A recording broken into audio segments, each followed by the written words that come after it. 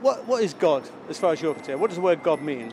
I suppose God to me means just nature. I think it's just natural. I think God was started because we just couldn't explain why, the sun rose, why it rained, why bad things happened. A lot of people need someone to follow, and that comes in someone being strong, someone being powerful, someone being bold.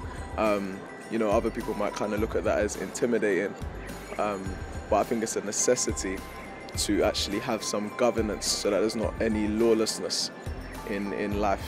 Would you like to reinvent God, and if so, what would she or he be like? I would. I think I'd have it as a woman, because I think it would really help to change the perception that men have of women.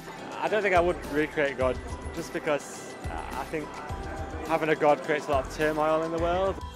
I think we need to reinvent God, or at least reinvent the way we think about God or imagine God. Basically, the man upstairs kind of God who controls everything and randomly intervenes in human affairs is not really believable anymore. But that doesn't mean to say that people have abandoned God or the spiritual quest.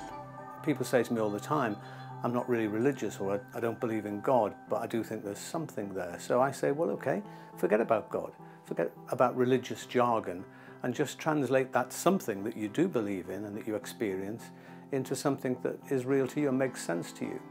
And in the Bad Christian's Manifesto, this is what I'm trying to do, really, to help people in that process of thinking about notions of God that make sense to them and that they can, find to be real in their experience. Love's a good example of a way we can think about God. And I think anyone who knows what it is to love and to be loved actually knows quite a lot about God, because the Bible says God is love, and those who live in love live in God, and God lives in them. Or think about something like breathing. I mean, I don't think of God as being like some entity in another part of the universe. I think of God much more like the air that's all around us, that we're breathing all the time, every one of us.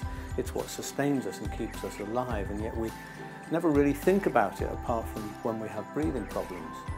To be honest, when some religious people talk about God, I want to bail out. I think I'd rather be an atheist. I don't believe in that kind of God. And when some atheists talk about the God they don't believe in, I think, no, I don't believe in that sort of God either. I'm with you on that. So I think really all these arguments about religion and the existence of God are really a bit tedious and boring. I'm a lot more interested in how we experience that something, how we experience God in practice in our lives, and that's really what I'm trying to explore in this book. Not a theological argument, but much more, how do we experience and how can we experience God more in our lives in a practical way.